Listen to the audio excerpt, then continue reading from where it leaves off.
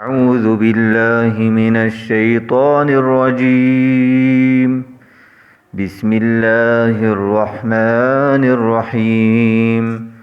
قل أعوذ برب الناس ملك الناس إله الناس من شر الوسواس الخناس